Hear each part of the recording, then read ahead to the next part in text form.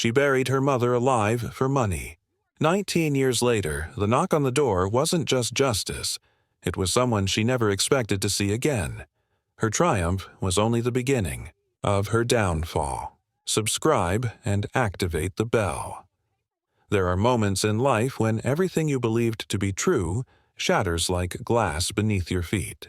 For Maggie Hartwell, that moment came on a cold November night in Portland, Oregon, when the people she trusted most became the architects of her living hell.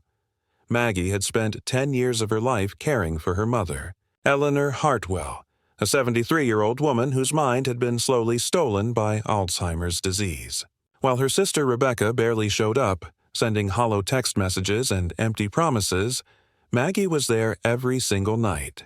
She fed Eleanor when her mother forgot how to use a spoon. She bathed her when Eleanor no longer recognized the difference between soap and food. She talked to her mother for hours, reading poetry and sharing memories, even though Eleanor's eyes held no recognition, no memory of the daughter who had sacrificed everything. David, Maggie's husband of 12 years, complained constantly about the financial strain. He wanted to sell the Lake Oswego family home, a sprawling property worth over $4 million, and move on with their lives. But Maggie refused. The house wasn't just real estate. It was the place where her mother had taught her to ride a bike on the long driveway, where they had baked chocolate chip cookies on Sunday afternoons, where love had felt unconditional and eternal. The house held the ghosts of better times, of laughter and warmth, of a family that had once been whole. Money meant nothing to Maggie. Purpose meant everything. She had given up her career in marketing to become her mother's full-time caregiver. She had given up vacations, social gatherings, nights out with friends. She had given up pieces of herself, day by day, but she had never questioned it. This was her mother. This was love. Rebecca, her older sister by 3 years, had always been different. Where Maggie saw family, Rebecca saw assets. Where Maggie remembered childhood laughter and summer adventures, Rebecca calculated property values and inheritance percentages. The two sisters had grown apart over the years, their relationship reduced to awkward phone calls and forced holiday gatherings where tension hung in the air like smoke. But Maggie never imagined what was coming. She never saw the serpent coiled in her own garden, waiting to strike. The night it happened, Maggie had just returned from the grocery store, her arms full of bags containing her mother's favorite foods: applesauce, soft bread, vanilla pudding, the things that Eleanor could still manage to swallow. She pushed open the front door of her modest house in southeast Portland, a small bungalow she and David had bought when they were young and hopeful, expecting the usual quiet evening of making dinner and catching up on emails. Instead, she found flashing red and blue lights painting the walls in alternating colors of warning and danger. Rebecca stood in the living room, her face a carefully constructed mask of manufactured grief. She was wearing expensive clothes, a black designer dress that probably cost more than Maggie's monthly grocery budget, and her hair was perfectly styled. Beside her stood 2 police officers, their expressions grim and professional, their hands resting near their weapons. And there, slightly behind Rebecca, standing in the shadows near the bookshelf, was David, her husband, her partner, the man she had trusted with every vulnerable part of herself, the man she had slept beside for 12 years. He wouldn't look at her. His eyes were fixed on the floor, on the worn carpet that Maggie had been meaning to replace for years but never had the money to fix. Officers, that's her. That's my sister, Maggie. The words hung in the air like poison. Maggie's arms went weak, the grocery bag slipping from her grasp and hitting the hardwood floor with dull thuds that echoed through the suddenly silent house. Apples rolled across the room, one of them bumping against an officer's boot. A jar of applesauce cracked, golden liquid seeping into the floorboards like blood. Maggie Hartwell, you're under arrest for the murder of Eleanor Hartwell. You have the right to remain silent. Anything you say can and will be used against you in a court of law. The rest of the Miranda rights dissolved into white noise, a buzzing in Maggie's ears that drowned out everything else. Murder.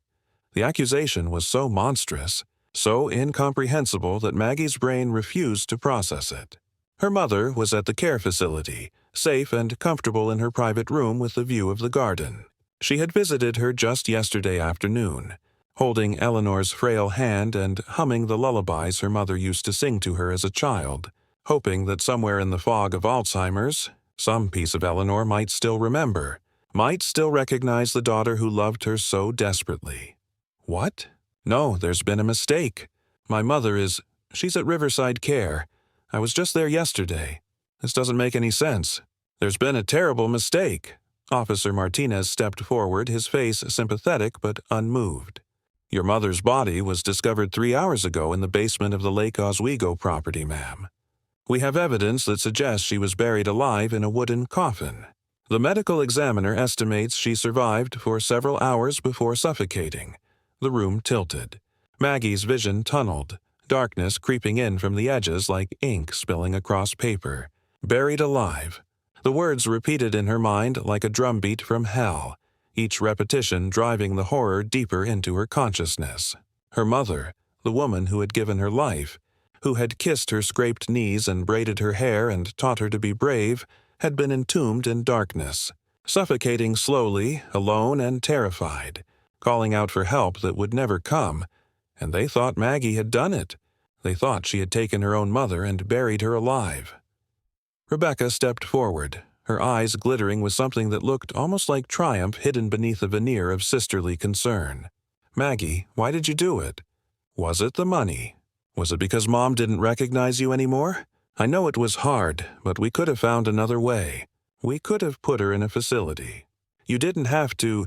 Her voice broke convincingly, and she dabbed at her eyes with a tissue that Maggie noticed was completely dry. I didn't. Rebecca, you know I would never. I love Mom. I've been taking care of her for 10 years. How can you even— But Rebecca had already turned away, burying her face in her hands as if overcome with emotion. David finally looked at Maggie then, and what she saw in his eyes made her blood turn to ice. There was no confusion there, no shock, no horror at the accusation being leveled against his wife. Only guilt, and calculation, and something else. A hardness she had never seen before, as if he had removed a mask he'd been wearing for years and was finally showing his true face. The handcuffs closed around her wrists with a metallic click that sounded like a death sentence. Cold steel against warm skin. The physical manifestation of a nightmare become real. Officer Chen was saying something about her rights, about lawyers and arraignment, but Maggie couldn't hear anything over the roaring in her ears and the pounding of her heart. Within 48 hours, Maggie Hartwell became the most hated woman in America. The media descended on the story like vultures circling carrion, hungry for the sensational details of family betrayal and matricide. Daughter buries mother alive for $4 million inheritance, the headline screamed in 72-point font. The monster of Lake Oswego. Greed drives daughter to commit the unthinkable. Cable news shows ran the story on an endless loop. 24 hours a day, with panels of legal experts and psychologists dissecting her character and speculating about her motives. Maggie's face, captured in that terrible moment of arrest, her eyes wide with shock, her mouth open in a scream of denial that no one believed, was everywhere. On television, on newspaper front pages, on internet news sites with comment sections filled with thousands of people calling for her death, calling her a monster, saying she deserved to suffer the same fate she had inflicted on her mother. The evidence against her was devastating. Rebecca had orchestrated everything with surgical precision, planning each detail for months, perhaps years. There were photographs of Maggie entering the basement of the Lake Oswego house just 3 days before Eleanor's body was discovered. Never mind that Maggie had been retrieving old family photo albums to show her mother, hoping to trigger some fading memory, hoping for one more moment of recognition. The prosecution said she had been checking on her victim, making sure the burial site was undisturbed. There were bank records showing Maggie had significant debt, over $80,000 in credit card bills and a second mortgage on her house. Records that had been falsified so expertly, so thoroughly, that even Maggie's own public defender couldn't immediately prove they were fraudulent. The numbers looked real. The accounts looked real. But Maggie had never opened those credit cards, had never taken out that second mortgage. Someone had stolen her identity, created a paper trail that painted her as financially desperate. There were text messages between Maggie and David where she supposedly discussed getting rid of the burden and finally being free and doing what needs to be done. Messages Maggie had never sent, from a phone number she didn't recognize, but that the prosecution claimed belonged to a burner phone registered in her name using a fake ID. The messages were cold, calculating, speaking of her mother as an obstacle to be removed. Reading them in court made Maggie physically ill, and most damningly, there was David's testimony. Her husband, the man she had loved for 12 years, the man she had cooked dinner for and made love to and built a life with, sat in the witness box and told the jury that Maggie had become obsessed and violent toward her mother in the final months. He claimed she had talked about wishing Eleanor would just die so they could have their lives back, so they could travel and enjoy the inheritance. He said she had researched burial techniques on their home computer, looking up how long someone could survive in a sealed coffin. He said he had found dirt under her fingernails and scratches on her arms that she couldn't explain. He painted a picture of a woman driven mad by resentment and greed, a woman who had snapped under the pressure of caregiving and committed the unthinkable. Every word was a lie, but David delivered them with the perfect mixture of reluctance and pain, his voice breaking at strategic moments, his eyes filling with tears as he described his growing horror at realizing what his wife had done. He looked like the grieving husband of a monster, not the architect of her destruction. The jury deliberated for less than 4 hours. When they returned to the courtroom, not one of them would meet Maggie's eyes. Guilty on all counts. First-degree murder with special circumstances, torture, conspiracy to commit fraud, life in prison without the possibility of parole. Maggie's world ended not with a bang, but with the sound of a gavel striking wood 3 times. Final, irrevocable, complete. Coffee Creek Correctional Facility in Wilsonville, Oregon, became Maggie's new reality. The maximum security women's prison sat on 160 acres of what might have been beautiful countryside if you couldn't see the razor wire coiled along the tops of the fences like metal snakes, if you couldn't see the guard towers with their spotlights sweeping the grounds at night, if you couldn't feel the weight of despair that hung over the place like fog. Maggie was processed like cattle. They took her clothes, the modest dress she had worn to court, the cardigan her mother had given her for her birthday years ago, the simple wedding ring David had placed on her finger in a ceremony filled with promises that turned out to be lies. They took her jewelry, her watch, her identity. They gave her a khaki uniform that smelled like industrial detergent and despair, a number, inmate 47832, and a cell that smelled like mold, urine, and the accumulated misery of hundreds of women who had lived and suffered within its concrete walls. Cell Block D, Unit 3, Bed 17. That's who she was now. Not a daughter, not a wife, not a person with dreams and hopes and a history, just a number in a system that had already decided she was a monster. The other inmates made their judgment quickly. In prison, there's a hierarchy of crimes, an unspoken code of morality even among those society has deemed immoral. Drug dealers and thieves occupy the middle ground. Their crimes are understandable, even relatable. Violent offenders earn a measure of respect through fear, through the understanding that they're dangerous. But at the very bottom, beneath even child abusers and rapists in some twisted calculation of evil, are those who commit crimes against their own family. A woman who kills her own mother is the worst of the worst. The first attack came during her 3rd week. Maggie was in the communal showers, trying to wash away the grime and sweat of her shift in the prison laundry where she'd been assigned to work 12 hours a day in brutal heat. She heard footsteps behind her, heavy and purposeful, but before she could turn around, a fist connected with her kidney with enough force to steal her breath. She went down hard on the wet tile, her knees cracking against the concrete.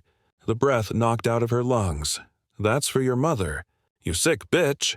The woman above her was named Teresa Gomez, serving 20 years for 2nd-degree murder. She had killed her abusive boyfriend in self-defense after years of beatings, but the jury hadn't seen it that way. They saw a woman with a history of assault charges, and they sent her away. Teresa had 3 children on the outside, a mother who visited every month bringing photos and letters. The idea of someone murdering their own mother made her see red. The boot came next, connecting with Maggie's ribs with a sickening crunch. Then another woman joined in, a meth dealer named Crystal who had lost her own mother to cancer and couldn't stand the thought of someone killing theirs. And another, 3 women kicking and punching, their rage a living thing that filled the shower room with screams and the sound of flesh hitting flesh. The guards didn't arrive until Maggie was curled in a fetal position on the shower floor, blood mixing with water and swirling down the drain in pink spirals, her arms wrapped around her head trying to protect herself from the blows that kept coming. She spent 3 days in the infirmary, 2 cracked ribs that made every breath a study in pain, a concussion that left her dizzy and nauseous, bruises that painted her body in shades of purple and black and yellow, a canvas of violence. When she returned to her cellmate, a woman named Keisha, who was serving life for armed robbery, moved her stuff to the far side of the tiny space and turned her back. "Don't talk to me," Keisha said, her voice flat and hard. "I got a mama I love more than life itself. Can't even look at you without wanting to hurt you myself. You keep to your side, I'll keep to mine, and we'll get through this without me having to fuck you up. Understood?" Maggie nodded, too broken to speak, so Maggie stopped talking. She moved through the prison like a ghost, eyes down, shoulders hunched, waiting for the next attack. They came regularly, predictably, like clockwork. Sometimes it was just words. Vicious, cutting words that carved pieces out of her soul, that reminded her every day that she was less than human, that she deserved whatever suffering came her way. Baby killer. Monster. Hope you rot in here forever. Sometimes it was physical. A shove in the cafeteria line that sent her food tray crashing to the floor, a punch in the exercise yard that left her with a black eye, a burning cigarette pressed to her arm in the rec room while guards conveniently looked the other way. Maggie stopped eating. Food tasted like ash in her mouth, like despair made tangible. She lost weight rapidly, her already slim frame becoming skeletal, her cheekbones jutting out sharply, her collarbones visible through her prison uniform. Her hair, once a rich chestnut brown that shone in the sunlight, began to streak with white, not the distinguished silver of graceful aging, but the stark white of trauma and stress. She was only 38 years old, but when she caught glimpses of herself in the metal mirrors bolted to the cell walls, she looked 60. At night, alone in her bunk while Keisha snored across the cell, Maggie would replay everything in obsessive detail. She would go through every moment leading up to the arrest, trying to understand how Rebecca had done it. How long had her sister been planning this? Months? Years? How had she gotten access to Maggie's personal information to falsify those bank records? How had she created those text messages? How had she and David coordinated every detail so perfectly that the frame-up was airtight? And David. God, David. How long had he been involved? How long had he been sleeping in their bed, making love to her, eating breakfast with her, watching television with her on quiet Sunday mornings, all while planning her destruction? How long had he been lying? The truth revealed itself slowly, painfully, like pulling glass shards from a wound one by one. Rebecca and David had been having an affair.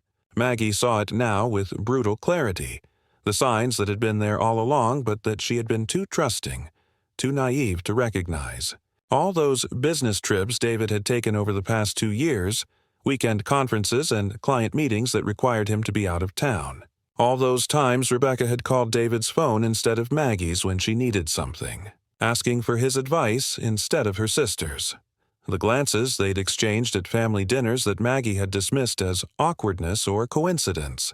They had been lovers. And together, plotting in whispered conversations and secret meetings, they had crafted the perfect crime. Eleanor hadn't died in the basement of the Lake Oswego house. Maggie became convinced of this during her long, dark nights in Cell Block D. Her mother had been alive just 4 days before the arrest. Maggie had seen her at Riverside Care, had touched her hand, had listened to her breathing, had watched her chest rise and fall. The timeline didn't work. Rebecca and David must have moved her body afterward. They had killed her, probably with an overdose of sedatives that would look like complications from her Alzheimer's medication, and then staged the burial scene to fit their narrative. The work conference that Rebecca had insisted Maggie attend, the 3-day symposium in Seattle on elder care techniques, that had been the window they needed, while Maggie was 300 miles away, sitting in hotel conference rooms and taking notes on memory care strategies. Rebecca and David were murdering her mother and arranging her body in that horrible coffin in the basement, creating the crime scene that would destroy Maggie's life, and Maggie couldn't prove any of it. She was in prison, cut off from resources, from money, from freedom. Her court-appointed public defender had 40 other cases and no interest in pursuing what he called her delusional conspiracy theories. He had advised her to take a plea deal, to admit to involuntary manslaughter and accept 25 years instead of life. "You're not going to win at trial," he had told her flatly. "The evidence is overwhelming. Take the deal." But Maggie had refused, because she was innocent, because admitting to a crime she didn't commit would be one betrayal too many, the final destruction of the woman she had been. Meanwhile, Rebecca and David were living in the Lake Oswego mansion, in Maggie's family home, surrounded by Maggie's mother's things, spending the inheritance that should have been Maggie's. News filtered into prison through gossip and contraband newspapers. Maggie heard through the grapevine, because news from the outside always found its way inside, carried by visitors and new inmates, that Rebecca and David had gotten married 3 months after the trial.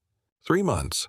They hadn't even pretended to wait a decent interval, hadn't even made a show of mourning or propriety. They had what they wanted: the money, the house, the life. And Maggie was buried alive just as surely as Eleanor had been, trapped in a concrete tomb with no hope of escape. Sometimes, during the 45 minutes per week when inmates were allowed supervised computer access to send emails, Maggie would search for their names. She couldn't access social media directly, but newspapers would sometimes feature them at charity events or fundraisers.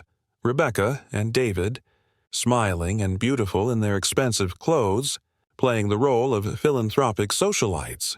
Rebecca wearing jewelry that had belonged to their mother, diamond earrings that Eleanor had received on her 50th wedding anniversary.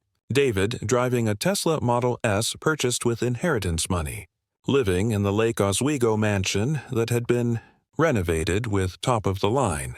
Everything, granite countertops and hardwood, floors and a pool in the backyard. They were living the perfect life on the grave of Eleanor.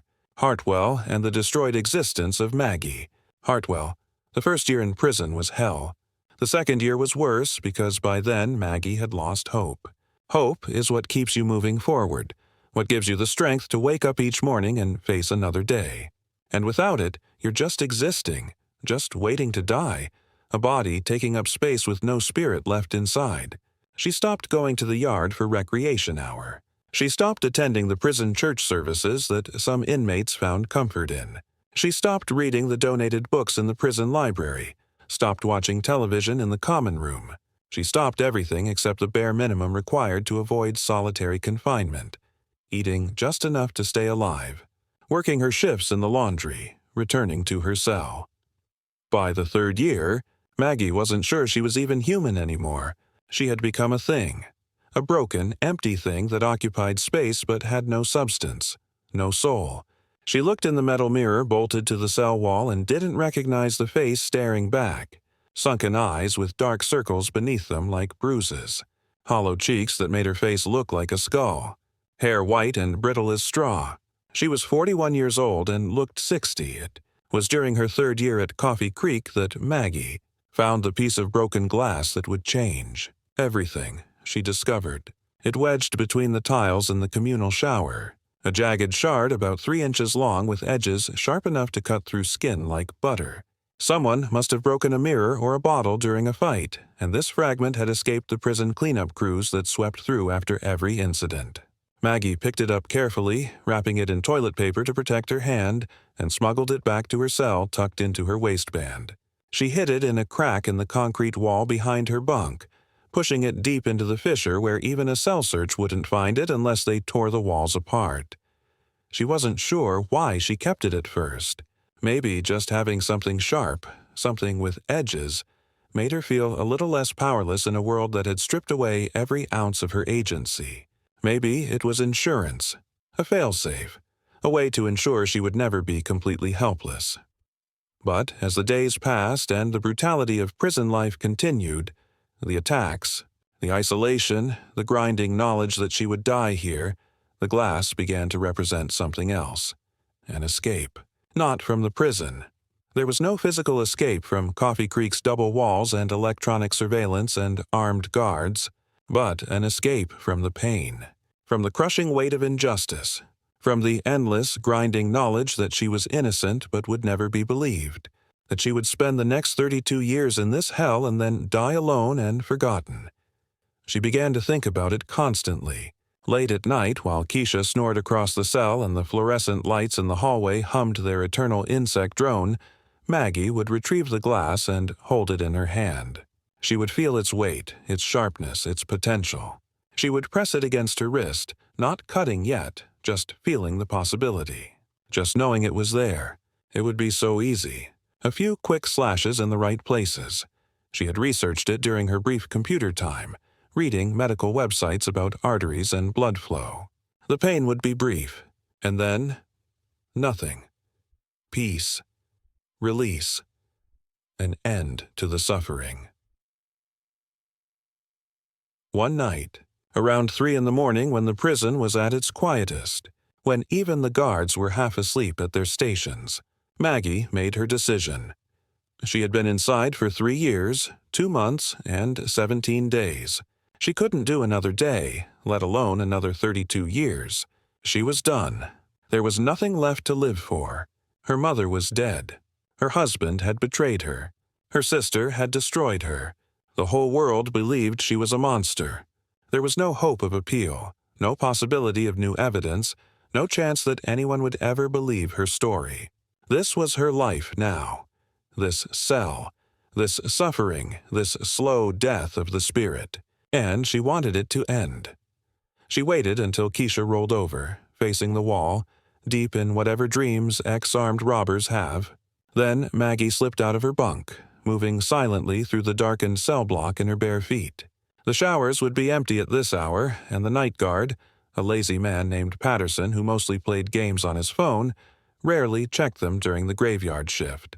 Maggie palmed the glass shard and moved like a shadow through the sleeping prison, her heart pounding so hard she was sure someone would hear it. The shower room was cold and damp, the tiles gleaming dully in the emergency lighting that never quite went off, casting everything in a sickly yellow glow. Maggie stood under one of the shower heads, still fully dressed in her prison uniform. She didn't turn on the water. She didn't need to. She just stood there, holding the glass, looking at her distorted reflection in the metal fixtures. The face staring back at her was a stranger's face.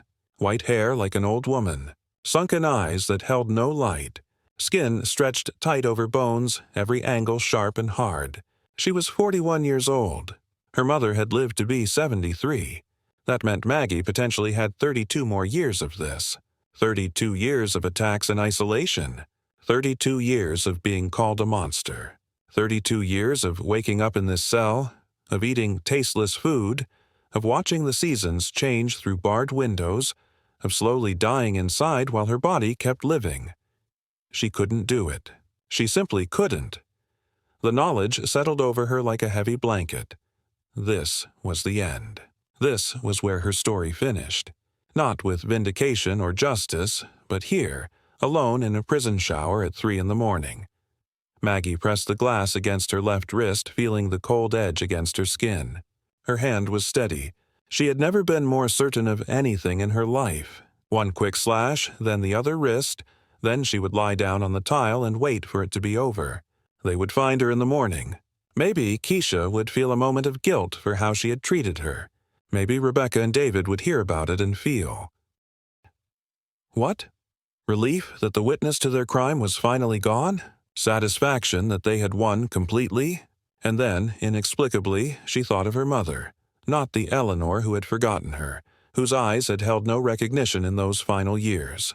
Not the Eleanor whose body had been found in that basement, whose death had been used as a weapon to destroy her daughter, but the Eleanor from her childhood, the Eleanor who had been whole and vibrant and full of life, the mother who had read to her every night before bed, doing all the voices for the characters in their favorite stories, the mother who had dried her tears when she fell off her bike, who had kissed her scraped knees and told her she was brave, the mother who had held her hand on her first day of school, who had straightened her backpack and wiped her face and said, "You're braver than you think, Maggie.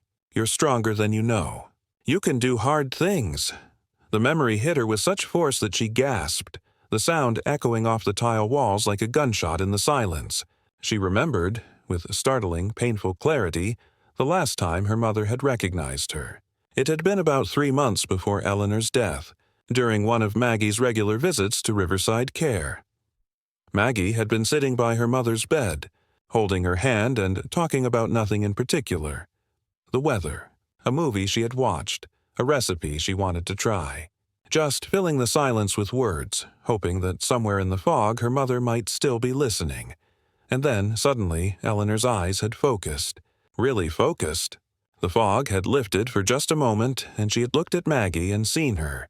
"Actually seen her, Maggie?" Her mother's voice had been weak but clear, cutting through the years of confusion. "My Maggie?" "Yes, Mom, I'm here. I'm right here." Eleanor had squeezed her hand with surprising strength, her grip fierce and desperate, as if she was trying to hold on to that moment of clarity for as long as possible. "You were always the strong one. Even when you were little, you would fall down and get right back up. You never gave up on anything. Never. That's who you are, Maggie. You don't give up." The moment had lasted maybe 30 seconds. Then the fog had returned to Eleanor's eyes, and she had looked at Maggie without recognition again, asking if her nurse had brought lunch yet.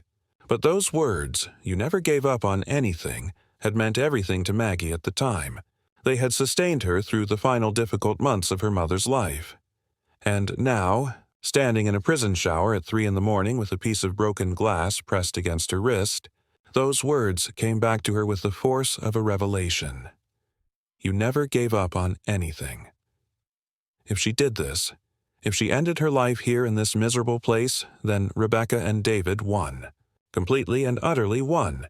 They didn't just get her mother and the money and the house. They got her soul. They got to destroy her so completely that she destroyed herself. They got to erase her from existence as thoroughly as if she had never been born, and her mother's real legacy. The woman Eleanor had been before Alzheimer's stole her mind. The woman who had believed her daughter was strong and brave would die too, because the world would remember only one story. The daughter who murdered her mother for money and then killed herself in prison out of guilt. That would be the narrative. That would be the truth that history recorded. Maggie lowered the glass. Her hand was shaking now, tremors running through her whole body like electricity. Her legs gave out, and she sank down onto the wet shower floor, her back against the cold tiles. And for the first time since her arrest, for the first time in 3 years, 2 months, and 17 days, she cried. Not the silent tears she had shed alone in her bunk, crying into her thin pillow so Keisha wouldn't hear. This was full-bodied sobbing, the kind that tears through your chest and steals your breath and leaves you gasping for air. She cried for her mother, for the life Eleanor should have had, for the dignity she deserved in death. She cried for the injustice of it all, for being punished for a crime she didn't commit while the real murderers lived in luxury. She cried for 3 years of pain and degradation and isolation. She cried for the future she had almost thrown away, the years she would never get back, the woman she used to be who was gone forever. When the tears finally stopped, the sky was beginning to lighten outside the small high windows of the shower room. Dawn was coming. A new day. Maggie stood up slowly, her legs stiff from sitting on the cold floor for so long, her body aching, her eyes swollen.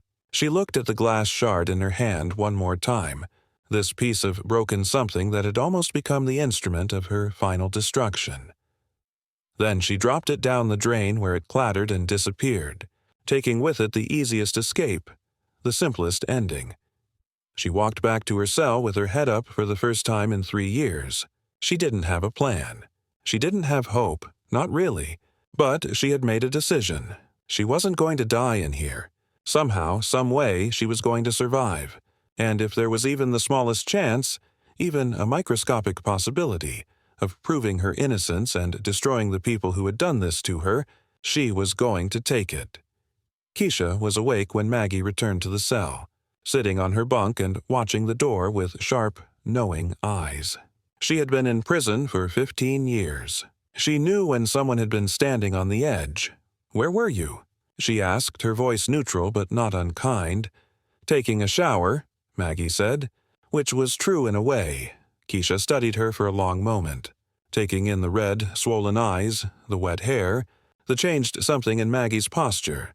"You good?" Maggie met her gaze for the first time in months. "I'm going to be." Something shifted in Keisha's expression. Not quite trust. Trust had to be earned over time in a place like this, but maybe the beginning of respect. "Okay then," she said simply. And that was all. But it was enough. It was the first human connection Maggie had felt in 3 years. And it was enough to get her through the day. 4 months after that night in the shower, Dr. Eleanor Hayes entered Maggie's life and changed everything. Dr. Hayes was a forensic psychiatrist who had been assigned to evaluate long-term female prisoners as part of a comprehensive research study on the psychological effects of incarceration. The prison administration had selected 30 inmates at random from across different security levels and types of crimes, and Maggie was one of them. The first session was held in a small room off the medical wing, a space that smelled like antiseptic and contained only a metal table, 2 chairs, and a clock on the wall that ticked too loudly in the silence. Maggie shuffled in, hands cuffed in front of her as per protocol whenever inmates left their cells, and found a woman in her mid-50s sitting behind the table. Dr. Hayes had salt and pepper hair pulled back in a neat bun, intelligent brown eyes behind wire-rimmed glasses, and the kind of calm, unflappable presence that suggested she had seen everything human nature had to offer and nothing could rattle her anymore. "Have a seat, Ms. Hartwell," she said, gesturing to the chair across from her. Her voice was warm but professional, the voice of someone who genuinely wanted to help but maintained appropriate boundaries. Maggie sat, keeping her eyes down as she had learned to do. Eye contact with authority figures, guards, counselors, administrators, usually led to trouble. They saw defiance where there was none, or they saw guilt where there was only despair and exhaustion. "I've read your file," Dr. Hayes said, opening a thick folder on the table. "Multiple times, actually. 17 times, to be exact." That made Maggie look up. 17 times? Why would anyone read her file 17 times? Dr. Hayes leaned forward slightly, her expression intent. "And I have to tell you, Ms. Hartwell, it doesn't make sense. None of it makes sense." Something in Maggie's chest tightened painfully. Those words, "it doesn't make sense," were the exact words she had screamed at her lawyer, at the judge, at anyone who would listen during the trial. But no one had believed her. Everyone had seen the evidence and reached the same inevitable conclusion. She was guilty. Case closed. Justice served. Monster locked away. What doesn't make sense? Maggie's voice was rusty from disuse, rough around the edges. She barely spoke anymore except when absolutely necessary. To answer roll call, to acknowledge orders from guards, to request basic necessities. "All of it," Dr. Hayes said, her voice gaining conviction. "The timeline doesn't work. The forensic evidence has inconsistencies that weren't explored. The testimonies have holes you could drive a truck through. I've been doing this work for 28 years, Ms. Hartwell. I've evaluated over 3,000 inmates in that time. I've seen genuine psychopaths who felt nothing after killing their own children. No remorse, no guilt, just cold calculation. I've seen people who committed murder in a blind rage and immediately felt crushing remorse that ate them alive. I've seen calculated killers who planned every detail and executed their crimes with precision." She paused, holding Maggie's gaze. "You don't fit any of those profiles. Not one." Tears were streaming down Maggie's face now, hot and fast, and she couldn't stop them. This was the first time in 3 years that anyone, had questioned the narrative. The first time anyone had treated the evidence as anything other than conclusive proof of her guilt. In cases of matricide, killing one's mother, there are typically very clear psychological markers, Dr. Hayes continued. Severe personality disorders, often antisocial or narcissistic. Long histories of abuse or dysfunction in the family relationship. Evidence of escalating violence or instability leading up to the crime. Signs of financial desperation that could motivate such an extreme act. Your psychological profile shows none of that. According to every assessment done prior to your arrest, you were a devoted caregiver with no history of violence, no psychological breaks or episodes, no significant financial desperation. You gave up your career to care for your mother. You advocated for her constantly. By all accounts, you loved her deeply. I told them that, Maggie whispered, her voice breaking. I told everyone that. My lawyer, the judge, the jury. No one believed me. They just kept showing those photos and those bank records and those text messages, and everyone looked at me like I was lying, like I was a monster trying to escape punishment. I know you did. I've read the trial transcripts. Every word of testimony, every piece of evidence presented, every objection made and overruled. Dr. Hayes pulled out several documents from her folder. I've also looked at the forensic evidence more closely than the jury apparently did, or more closely than they were allowed to. The DNA found on your mother's body, yes, it was yours. But you were her primary caregiver. You bathed her, dressed her, fed her, helped her use the bathroom. Your DNA would be all over her clothes, her belongings, her body. That's not suspicious in the context of your relationship. It's expected. The photos of you entering the basement of the Lake Oswego house? The timestamps are unclear, and there's no actual footage of you doing anything criminal.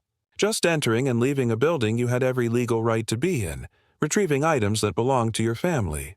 Maggie's hands were shaking so hard the cuffs rattled against the metal table.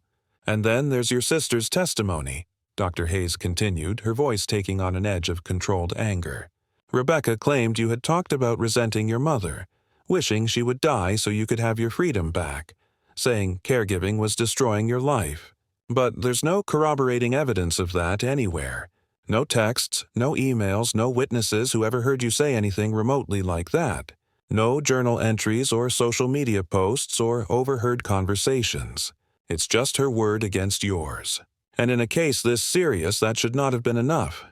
Rebecca lied, Maggie said, her voice finally gaining strength. 3 years of pent-up truth bursting out. She and David, my husband, they were having an affair. For years, probably. They planned all of this together. Every detail. They killed my mother and framed me for it. They wanted the inheritance, the house, the money, and I was in the way. So they got rid of me. They murdered my mother and destroyed my life, and everyone believed them because they were smart enough to make it look perfect. Dr. Hayes nodded slowly, and Maggie saw something in her eyes. Belief. Actual belief. I know that's what you think. And here's the thing, Miss Hartwell, Maggie, I've seen this before. Not often, but I've seen it.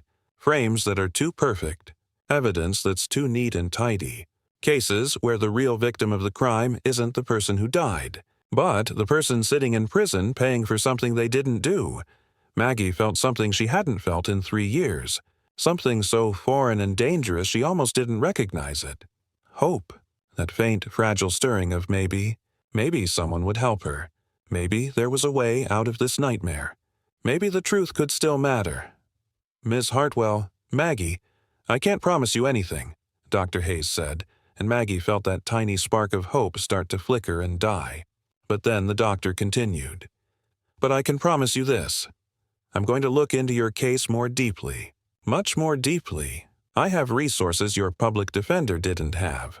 I have time he didn't have. And I have experience spotting wrongful convictions that he didn't have. I'm going to investigate this like it's my own life on the line. Why would you do that?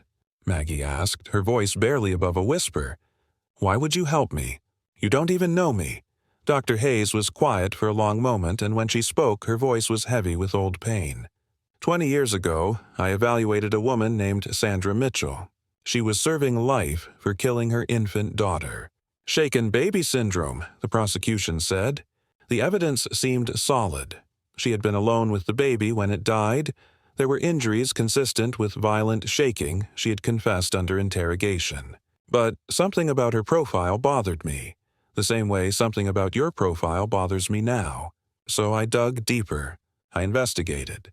And I found out that her confession was coerced after 18 hours of interrogation without a lawyer present, without food or water, with detectives telling her they would let her go home to her other children if she just admitted what she'd done.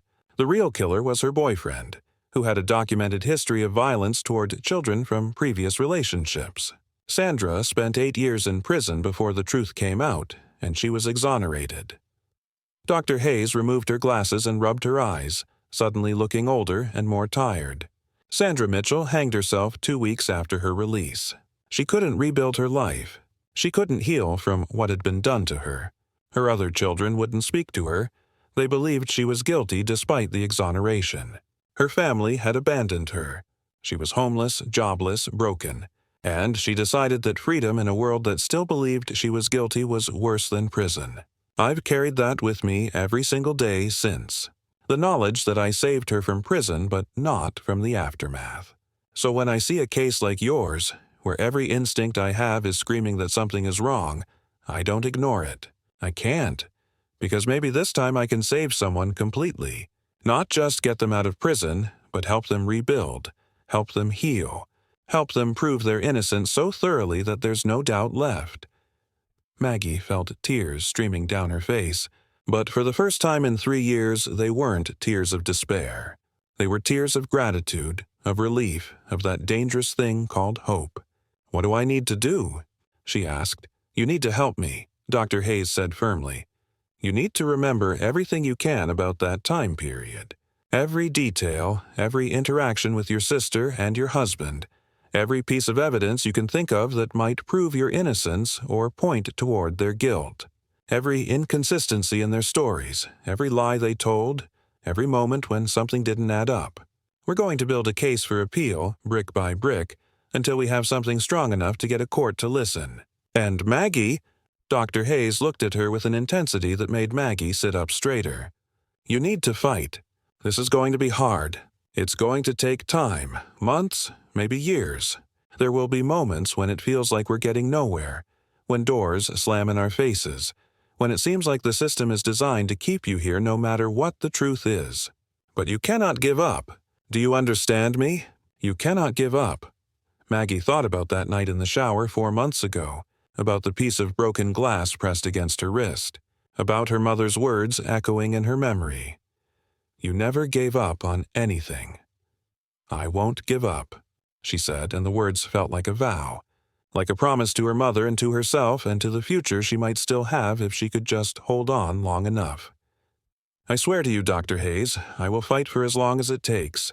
I will remember every detail. I will help you build this case, because I'm innocent and I need the world to know that. I need Rebecca and David to pay for what they did." Dr. Hayes smiled for the first time, and it transformed her stern face into something warm and hopeful. "Then, let's get to work." And that's exactly what they did. The next 2 years of Maggie's life were a strange, disorienting combination of hell and hope. She was still in Coffee Creek, still subjected to the daily degradations and violence of prison life. The attacks hadn't stopped. She was still the woman who killed her mother in the eyes of most inmates. Still fair game for anyone who wanted to deliver rough justice. She still worked brutal shifts in the sweltering laundry room. She still ate terrible food in a cafeteria where most people wouldn't sit near her. She still slept in a cell that smelled like despair. But now she had a purpose. Now she had someone fighting for her. Now she had hope. Dr. Eleanor Hayes became her lifeline, visiting every 2 weeks without fail. She would arrive at the prison in her professional clothes, her briefcase heavy with law books and documents, and they would sit in that small room off the medical wing and work.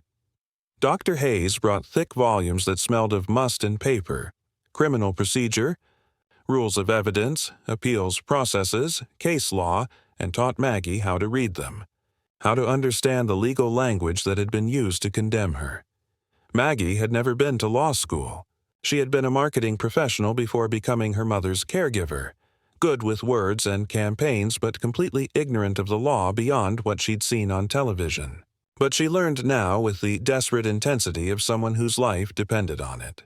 Because it did, she studied those law books during every spare moment, in her cell at night, during breaks in the laundry room, during the hour of recreation time when she was allowed in the yard. She learned about Brady violations and ineffective assistance of counsel. She learned about exculpatory evidence and reasonable doubt. She learned about the difference between direct and circumstantial evidence, about the standards for admitting testimony, about the requirements for expert witnesses. She learned the language of appeals and motions and writs, and slowly, painstakingly, she and Dr. Hayes began to build a case. "Look at this," Dr. Hayes said during one of their sessions, about 8 months into their work together. She spread out photocopies of the forensic reports from Maggie's trial across the metal table. "The coroner's report states that your mother died approximately 72 hours before her body was discovered. That's not approximate. Look at the actual measurements. The liver temperature readings, the rigor mortis documentation, the lividity patterns. These are precise scientific measurements that place time of death during the exact window when you were at that conference in Seattle." Maggie leaned forward, studying the documents with eyes that had become trained to spot details over the past months. Her hands were calloused now from prison labor, her nails broken and dirty, but her mind was sharper than it had been in years. Desperation had honed her focus to a razor's edge. Why didn't my lawyer use this? Because he didn't look closely enough. He assumed the prosecution's timeline was accurate, and the prosecution presented it in a way that suggested the timeline was approximate, that your mother could have died before you left for Seattle. Dr. Hayes tapped the page with her finger. "But look at the liver temperature readings. Look at the rigor mortis documentation. These are precise measurements, not approximations. Your mother died while you were 300 miles away.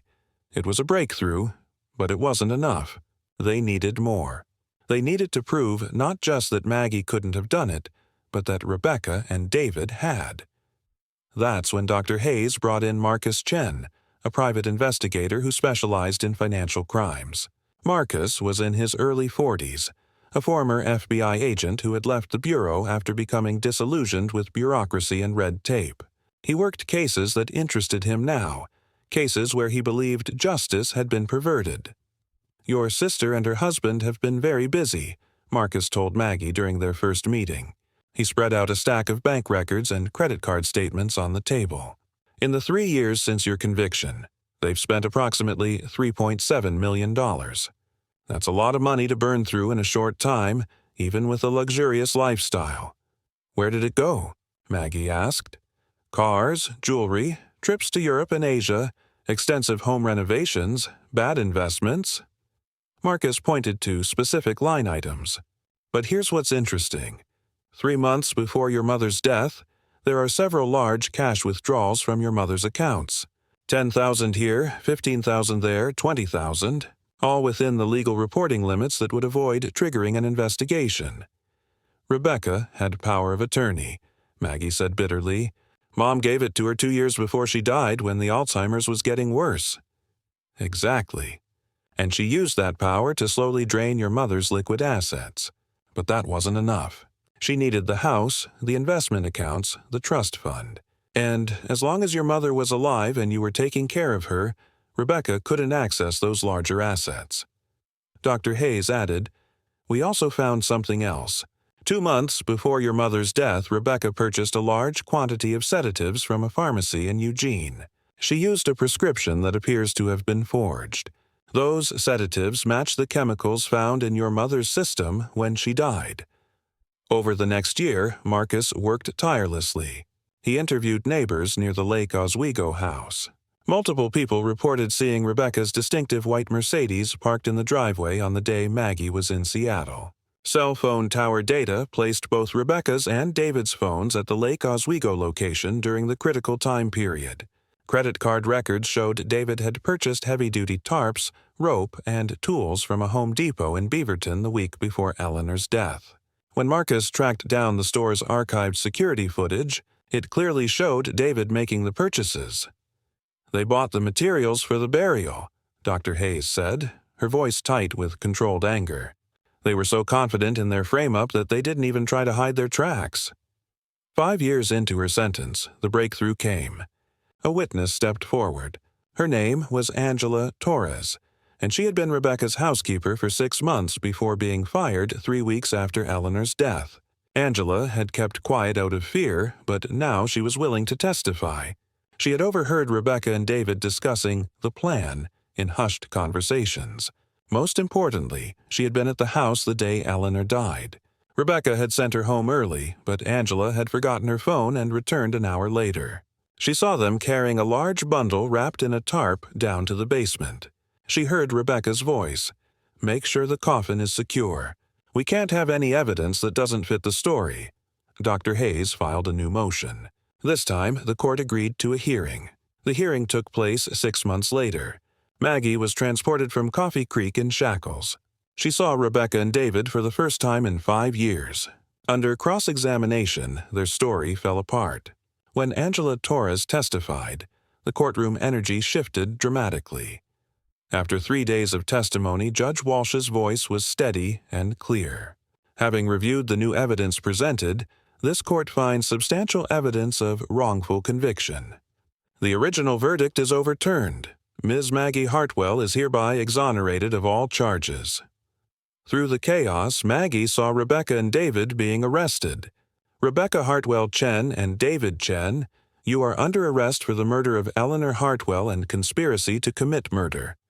5 years of her life stolen. Her mother was still dead. She had no money, no home.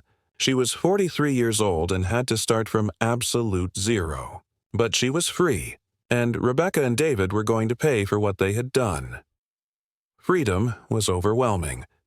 Dr. Hayes took Maggie to her home in Portland, but Maggie made a decision. She would rebuild her life, but not as Maggie Hartwell. That woman was dead. She became Margaret Stone. She filed a wrongful conviction lawsuit, and the state settled for $8 million. She took the money and disappeared to Seattle. Margaret worked as a janitor in a law office while studying online. After 2 years, she passed the legal technician exam. She got a job at a private investigation firm specializing in financial crimes. By 48, she was a senior investigator.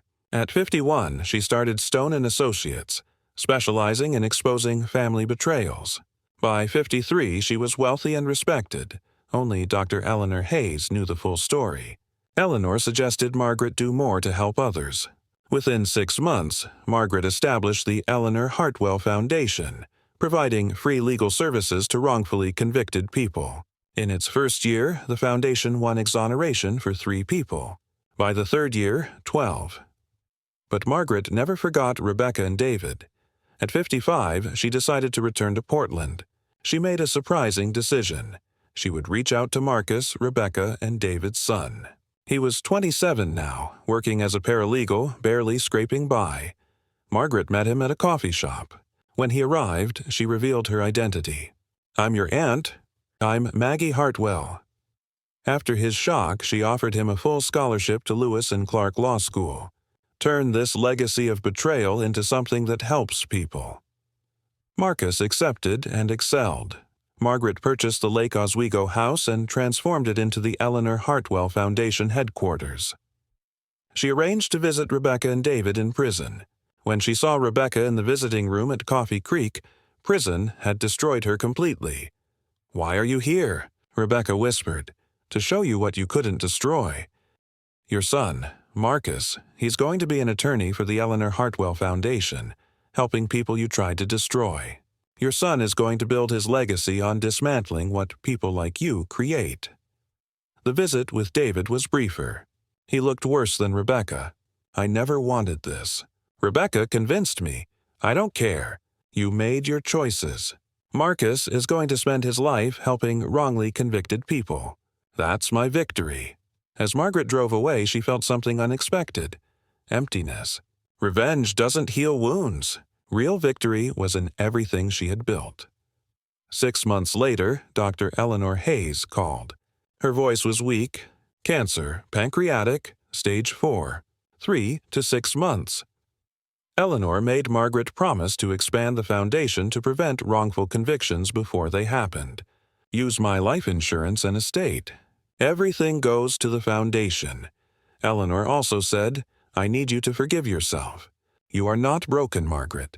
You are transformed.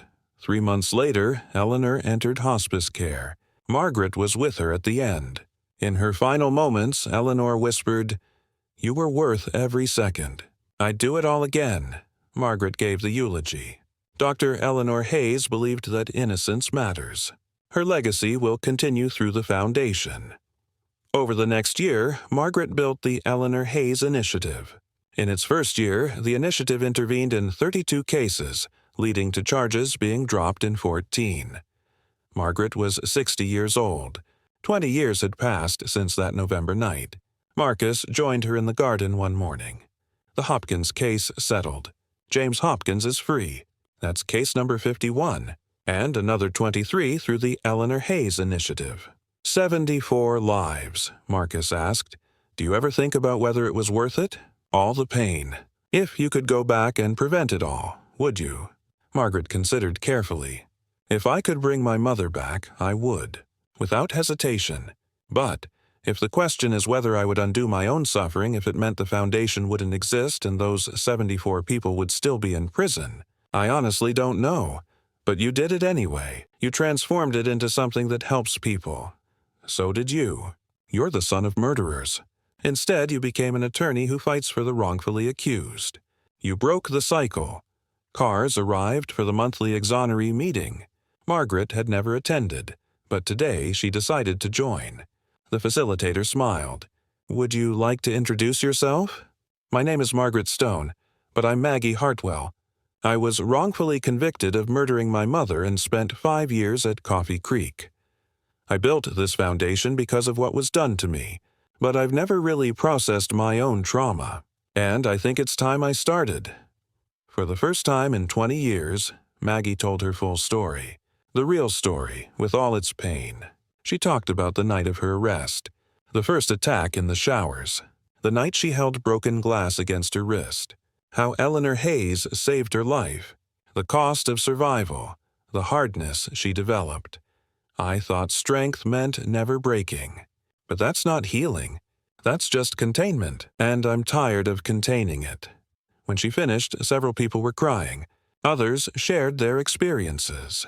Maggie felt something she hadn't felt in 2 decades. Belonging. That night, alone in her condo, Maggie pulled out old photo albums. She allowed herself to grieve for the Maggie who had died in Coffee Creek. But maybe Margaret Stone could learn to integrate some of Maggie Hartwell's softness. Maybe she could be both. 5 years later, on the 25th anniversary of her mother's death, Maggie stood at Eleanor Hartwell's grave. Next to it was Dr. Eleanor Hayes's headstone. We've freed 93 people now, Maggie said aloud, through the foundation and the Eleanor Hayes Initiative. And we're training the next generation, she paused. Rebecca died last year. Cancer. I didn't visit her. David is still at Oregon State Penitentiary. He'll die there. The wind rustled through the trees. I'm 65 now. I've lived longer as Margaret Stone than as Maggie Hartwell. But I'm learning to be both. Marcus is running the foundation now. She touched her mother's headstone. I kept my promise, Mom. I told the truth. I made sure everyone knew what really happened. And I built something good from what they destroyed. The Eleanor Hartwell Foundation is your real legacy. The lives we've saved in your name. Maggie stood there for a long time, feeling the weight of 25 years. She would never forget what Rebecca and David had done. The scars would never fully heal. But she had survived. She had transformed suffering into purpose. Maybe survival itself was victory. Maybe building something good from the ashes of betrayal was the only justice that really mattered. Not perfect justice, but meaningful justice. Human justice. The kind that acknowledged pain without being consumed by it. Real victory, Eleanor Hayes had once told her, wasn't destroying those who destroyed you. It was refusing to become them. Maggie Hartwell had been buried alive, not physically like her mother, but socially, legally, emotionally. And even so, she had clawed her way back to the light, not as the victim the world had created, but as the woman she chose to be, scarred but standing, damaged but determined, forever changed but not forever broken, and in the end, perhaps that was the most powerful revenge of all, to survive with grace, to build with purpose, and to prove that even when the world decides who you are, you can still choose to become something more.